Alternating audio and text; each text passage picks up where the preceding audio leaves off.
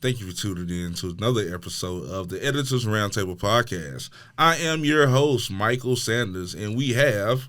Rabbia. And she's my co-host, Rabbia. Did I say it right this time? Yes, you did. I've been practicing, yeah. We're going to get right into it. We have a old guest of the podcast, you know, the man who took my job. Right. I forgot your name. Me too. I'm Jose Romero. I'm the editor-in-chief. Boss man. Well, we have two boss men on the show. We have the real boss man, a boss Gore. I wish. The Tanzanian king, you know. I like that. Tanzanian I like king. that. I like that too. Yeah. We're going to get you a banner now. Yeah. Thank you. Put that on your LinkedIn. So, let's get right into the stories because I feel like this is going to be a funny episode. What's the week paper? So this week's paper, we had a story on the Hansel and Gretel production on Northwest Campus. Gingerbread? Yeah, he had gingerbread. Okay. Yeah, he had a candy witch. Juan Salinas, one of our campus editors, also wrote a story on the Ukraine crisis and faculty's viewpoints on that. And we also had a story on an advance of an event that was rescheduled recently, so I have no idea what the new date is. Cool. Rabbia, did you have any stories this week? I did. I had two stories this week. I had a viewpoint, and then I also did the back page feature with one of our other writers, Cameron. So our back page feature was about two staff members from, I believe it was the Southeast campus, and they wrote a book together about education. So we got to talk to them a little bit. It was really interesting. They were both oh my God, excuse me. One of them was a Cuban immigrant and the other was Mexican American. And so they had some really interesting insights about, you know, their experience with education and like growing up in America and everything. So it was really cool. And then my viewpoint story was about the fashion industry's double standard regarding hijabs and how a lot of people in mainstream media, especially big fashion houses, have been using headscarves as fashion statements and saying that, you know, it's totally acceptable, while at the same time Muslim women are being, you know, discriminated against for wanting to wear a hijab for their religious beliefs. It was really ridiculous because most of the story centered around Vogue France making a post in January of, I believe it was Julia Fox wearing a headscarf, and they used the caption, "Yes to the headscarf," which was very interesting considering that France had just the week before passed a bill to ban hijabs from being worn in sports competitions. And they've done a lot trying to get the hijab, like, taken off completely. Like, women weren't allowed to wear them for, you know, photos for their IDs, for their passports. They were trying to get them taken off in schools. There was so many different issues. And they ended up actually changing that caption later on because so many people were picking it apart. But they didn't release a statement. They didn't apologize for anything. They just kind of brushed it over.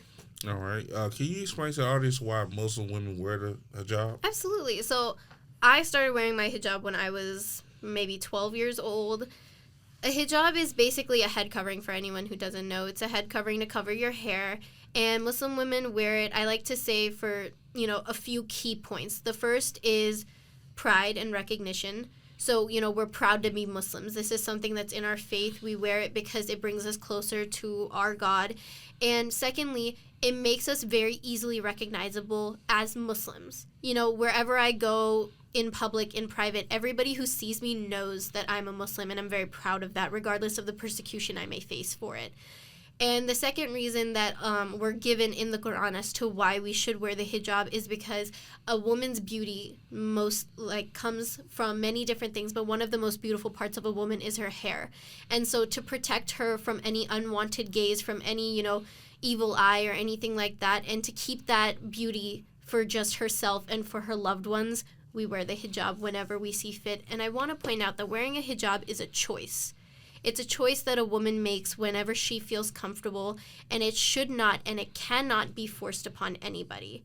So for anybody who thinks that it's an oppressive thing, that is wrong. Anybody who forces somebody to wear a hijab is completely wrong. You are not allowed to do that. If you look in the Quran or you study the Quran or Islam at all, that's completely against the religion. You can't force anyone to do anything. It has to be a choice.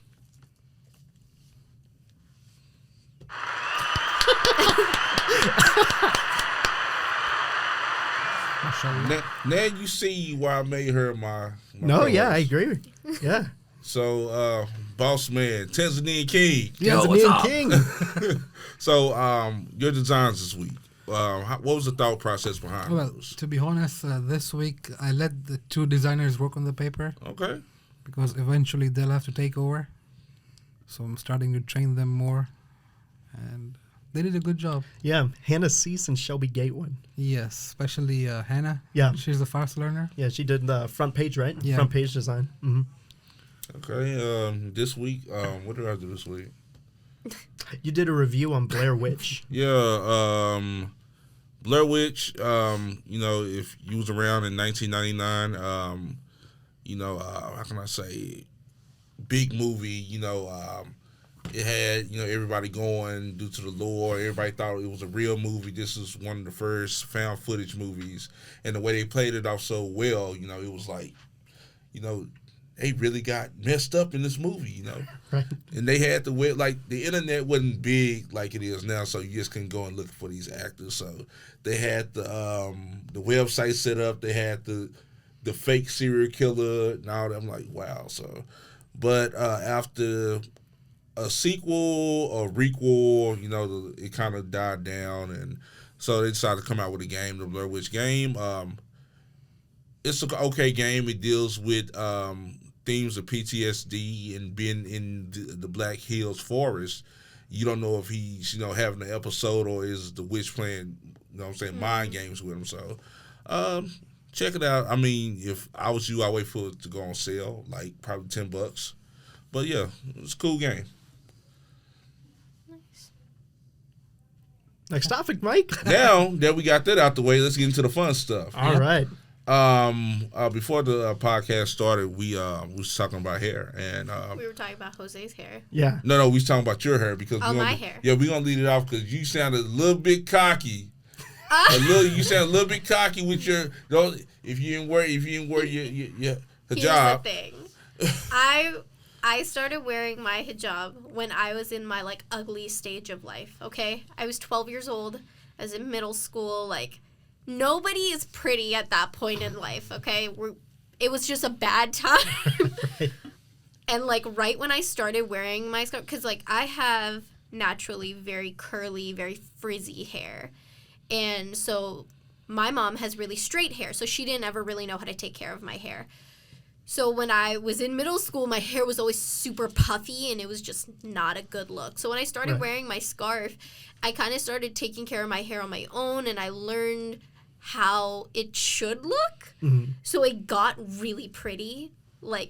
Once I started wearing my scarf, it just got really pretty. So me and my cousin especially, we always make this joke. We always say, if we hadn't worn our scarves when we did, and we went to high school and our hair had gotten pretty, we would have gotten full of ourselves, and we would have been horrible people. We would have been horrible people. It's a very humbling experience to be a hijabi in high school, especially in a high school where there are not Muslim people. Right. So did you ever encounter any, backlash for wearing it or? Oh, absolutely. I mean, I'm pretty sure it was my freshman or it was my sophomore year of high school. I had 2 separate incidents occur within the same year. One was I was in the cafeteria with a friend of mine, and we were walking across the cafeteria to get to our friends, and somebody shouted at me from across the room and called me a terrorist. Yeesh. And then the second one was I was walking down the hallway going towards the stairs to go down to lunch. There was a huge rush at this point because one lunch was ending and the other was beginning. So I'm walking one way, and I'm at the back of the group of my friends, so I wasn't surrounded by my friends. And a guy who was walking the opposite direction actually yanked on my scarf. He tried to pull it off. And, it was one of the scariest moments I had ever been in at that point in time because I grew up in a very sheltered household. I went to a private school for a good chunk of my life, and, it was one of those moments where I just didn't understand what was going on, and my first reaction was to go and try and find my brother. My brother went to the same school as me. So I ran And I found him and I broke down crying and I was so upset because I was like, how could somebody do this? Why would they think that this is okay? And, we reported it to the school, but the cameras weren't working in that hallway, or so they say. So. As always. But that was the very first time that I wanted to take my scarf off.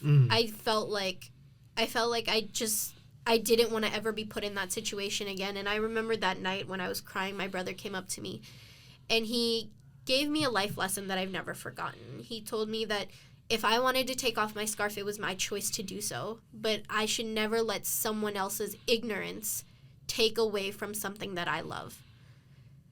And, I took that and I thought on it the rest of the night, and the next morning I woke up, I put on a bright red scarf, I, did my makeup, and I went to school, and I felt better knowing that I had been through that.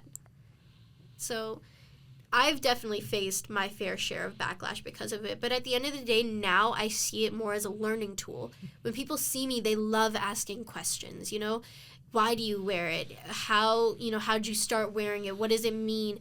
And I love that. I love it when people ask questions, because if I'm able to educate you, then, hey, maybe you'll see it in a different light and you'll want to learn more about not just my religion and culture, but other people's religion and culture.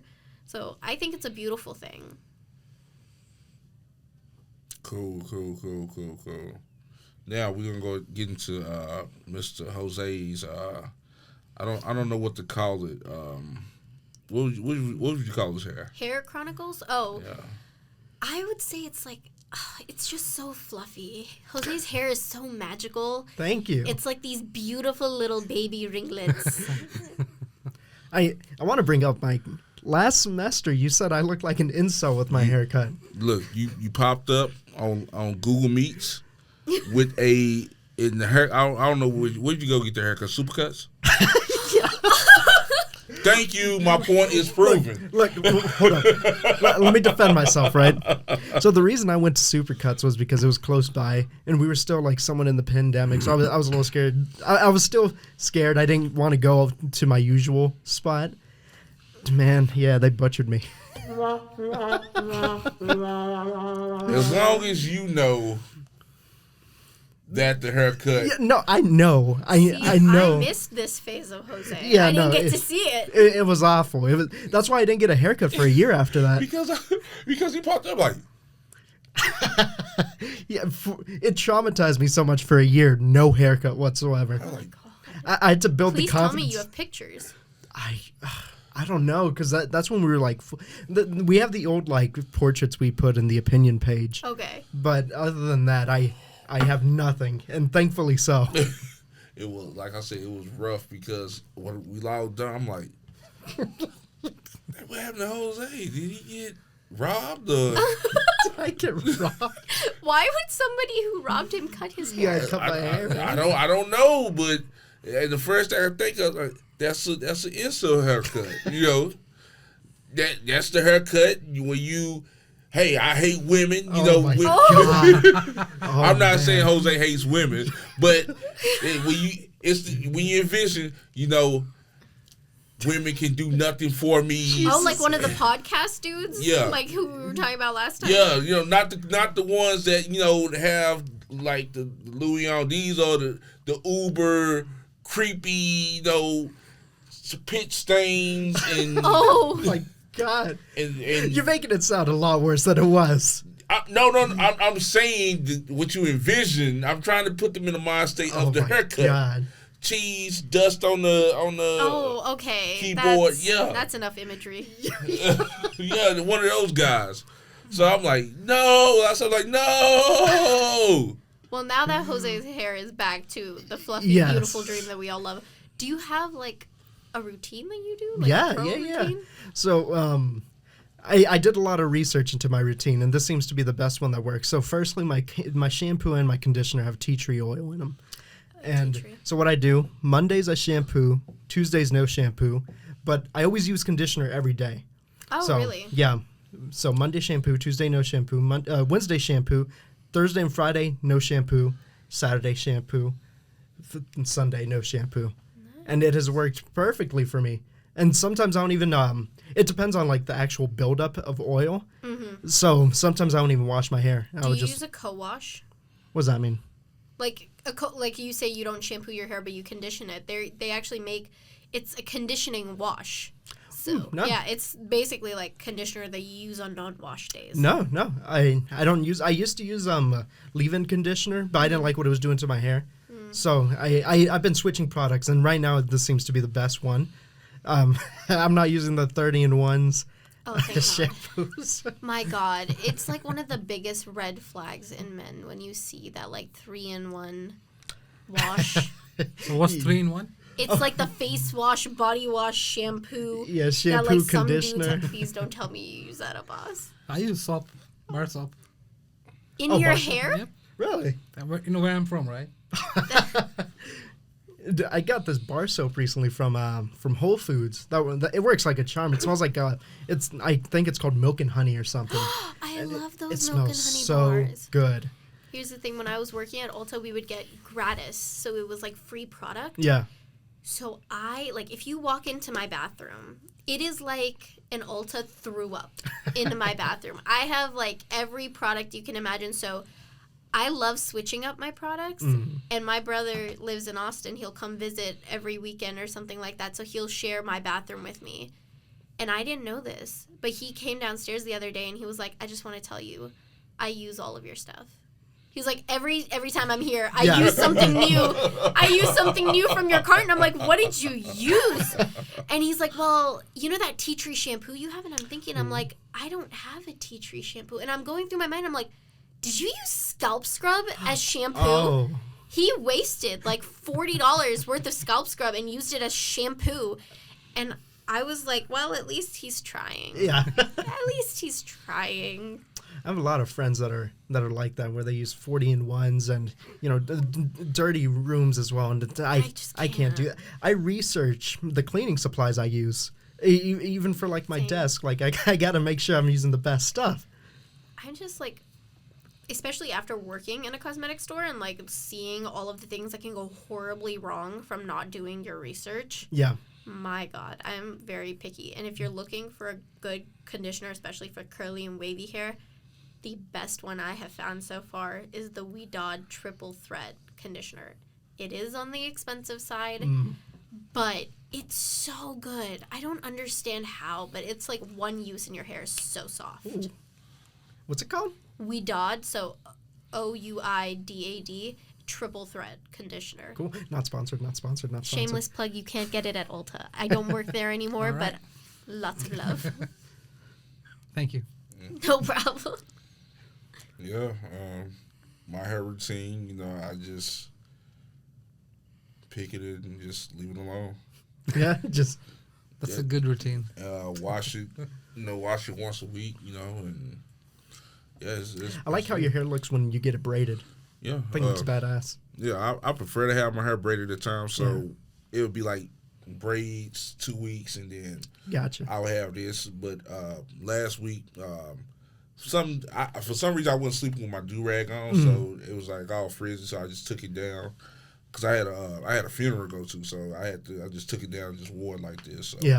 So that's pretty much it on my end. I find having longer hair, less maintenance. Really? Yeah, when I had dreads, it was way less maintenance when doing my hair because you just spray and then whatever build up, you just take a microfiber towel and go through it, and every 2 weeks you will wash it and you fill up the bathtub, put the baking soda, apple cider vinegar, and lemon in there, and just get up all the build up and just get it out. And when you got waves though, man, like I said, I was brushing 500. Yeah. Each side 500. Oh then you got to buy the right brush. The brush, brushes were like $15. Like, wow. because you want like two brushes. You want the boar hair brush, then you want just the soft brush just to go over, just to refine. Then do rags. You just don't want you want a real do rag, satin do rag. So that's another $20-$30. You know what I'm saying? Then when National Do Rag Day comes up, you really want a super do rag. So There's a National Do Rag Day? Yeah, That's so cool. It falls the same. Well, it falls on the same day as Veterans Day. It's celebrated a lot of HBCUs or colleges in general. It's a black population, so you have some guys get the super do rags, and the super do rag is pretty much it's almost like a cape that goes all the way. Oh, I know what you're talking about. This. Yeah, I know what you're I've talking seen about. These pictures. Yeah. So that can run you like $100. Damn, you got one? Wow. No, I don't have a super do rag. So yeah, man, hair. Abbas, what do you do? Shower in like Tanzanian waters? Nothing special. I mean, but you guys have beards, so do you guys like shampoo and condition your beard? Yeah. Yeah, when I take a shower, just go in, So whatever is left here, bring it here. and then you got beard oil and After shower beard oil. Right. Nice. How about you? How do you maintain your beard? Nah, I'm not a facial hair guy. I shave You every. have a little stash. Well, yeah, and it's gonna get shaved off like tomorrow. No, we want to see you grow a beard. No. Come on, I Albert. want to see you grow just the Look, stash. my like hair, a nice my hair's thick too much stash. maintenance itself. I don't want to add like facial hair to that. You need facial hair. I Yeah, no. convinced Chris to grow a beard Chris looks good with the beard. I like Chris's beard, but nah. because Chris was looking like Louis Anderson. I had a nice stash growing for half my life. A stash? Oh yeah. Oh, you had a beard? When you're like Pakistani, my God, Mm-hmm. you look at all of my family. You look at our like old pictures. All of us girls had stashes, and then we It's, started threading. Oh my It's the God. DNA there. It hurts so bad. Have you guys ever gotten threaded? Yeah. No. Very painful. You Kills. threaded? So Yeah, man. Where? A place in Irving. Do you know where that laundromat is in Irving? There's so many. Yeah, that's not a good point. the one near Asian Boutique. Or is that Wow. Plano? I can't remember. I can't remember. Well, there's a place there's a salon inside of one of those laundromats, and we have a family friend that works there. Okay. So he was like, yeah, no, I could do it. I was crying. Oh yeah, no. It's It My hurts. mom used It to hurts. back me up against a wall, so she would like hold you Yeah. against the wall and then do it. Yeah, It was horrendous. it's painful. so bad. Thank God. I don't have to do that. But I do the body wash I use Dr. Bronner soap. Dr. Bronner? Bronner's? Bronner's? Yeah. Dr. Bronner soap. Now, I understand what you're saying. It's an all-purpose soap. But, What do you mean by all purpose? well, 501. well, you can Car wash, body wash? Yeah. you can clean, you can wash dishes with it. You can Oh my God. Wait a minute. Wait, hold on. I see where you're going. I see where you're going with this. I see where you're going. But I guarantee you, if you try that, it's like it comes in a thing. I guarantee see you if will I can never find the feel brand. as clean as I have Looking never for the felt as brand. clean as I did in my life until I started using Dr. Bronner's. No. I have a system. But it also depends on what level of shower I'm taking. Yes. There's a level 1, 2, 3, and 4 shower, and it all depends. Okay. Now, if you're just doing like a day-to-day shower, I have the body wash, and then you have your exfoliator. Okay. You have the exfoliating glove, and you have the loofah. Now, see, that's what I'm trying to get into as a guy is exfoliating. Exfoliating is so important for everyone. Oh, yeah. Yeah. You have to exfoliate everything, so tip to toe. yeah. So I guess it's a spa down in Dallas that it's a spa that does full body exfoliating. Mm-hmm. So I'm like, when I get some extra money, I'm gonna go try that out. And, My mom once took me to like a place to get a manicure, pedicure, all that. Wow.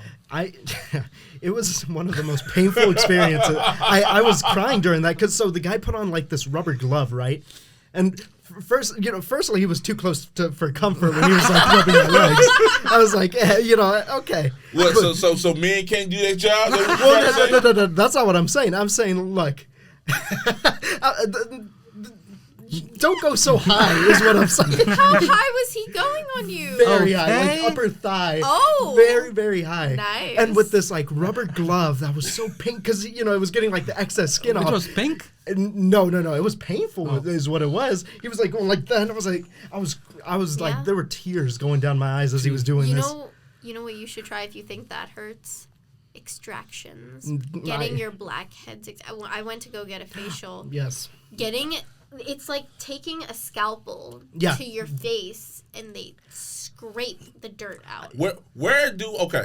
I was trying to figure out where can I go to get this done because I was looking at I was on Groupon and I was looking at hey where can I but I'm like My favorite place is the Morocco Hammam Spa. That one they have so it's typically an all women's spa, but Mondays they have the men's days. okay So on Mondays is where it's all men. Groupon, yeah. You got a pack for two? We're gonna go. hey But I love getting the massages. I got a full body scrub done once, which is fine. Like it was fine for what it was. I don't know. Something about having somebody scrub me down is a little bit weird. I'm with it. I'm fine with it. Like it was cool, whatever. But I prefer the massages. Right. Yeah. And the pedicures, I feel you. There's like certain parts of pedicures that can be painful, but I'm just used to it now. Well, and I do it myself. I'll go with the nail grinder. I'll do it myself, but I was not a fan of the experience. So, Did you ever go back? no, I most likely never will. It was painful. You need to get the paraffin wax. Have you ever gotten paraffin wax? So it's basically, literally, it's just melted hot wax in a bag, and they'll like put your feet in it, and they just let it harden. And so when you take it off, like your feet are so smooth. It's so nice. Like you have to get the right type of pedicure. Right. Yeah. Okay. well with 4 minutes left I have just learned so much about Manicure and pedicure. I knew about pedicures because I used to get them when I was in the Navy. But, you learn so much. Look, but I want you to look up Dr. Bronner's. Trust me on this. I'm going to use it for my windows, for Listen. my hair. No, I didn't say use it. Just look Let it me up. show you what I use for $6. $6? That's pretty pricey, Man, Abbas. he used lava soap. What is it? I like that brand actually. That's what I used to use for my razor until I switched to Norelco. Look up Dr. Bronner's. I just... Spelling? DRBRONNERS. Harry's is a good brand when it comes to razors. And Yeah, I like the smell of it. Yeah. I've heard of Harry's. I haven't actually, personally. Yeah, it's pretty good. And Is it this one? Yeah. Let me see. And it's a peppermint, man. And I'm not gonna Oh get. my god, it's Castile soap. Okay. Let me see that. Order it. I mean, And I'm not gonna get into details, but I know I took a shower. It did. it hit a certain spot, and I was like, "Whoa!" The peppermint. And I was like, Oh. "Whoa!" Oh my if you enjoy that feeling, you need to get waxed. I was like, "Whoa!" Yeah, the wax. Have you guys ever gotten waxed? Never. No, that never. Oh Also, you my haven't? god. No, not wax. We need to have a day where y'all get your legs waxed and I Hell just no. watch. No. Oh my god. I used to shave my legs in middle school. Well, so I don't get arm hair and leg hair. So what I have, are I so savor. lucky. Yeah, I savor it. I'm not You a want very mine? Yeah. Yes. I'm very See, look at that. I got nothing. No. No. My mom started waxing my legs when I was 12. You're Desi. Yeah, I'm Daisy. Pain like no other. It's Well- awful. Well, I guess this has been an educational moment for the listeners of the Editors Roundtable podcast. I want to thank Rabbia, my co-host, Thank you. you, for Rabbia. giving Thank you, us Rabbia. so many Aw. tips on how to stay fresh and clean. Yeah. But other than that, next week, same bad time, same bad place. Go see the Batman, also awesome movie. Austin will be doing a review over that. Yeah. So, other than that, folks, we're out. Thank you. Bye. Bye.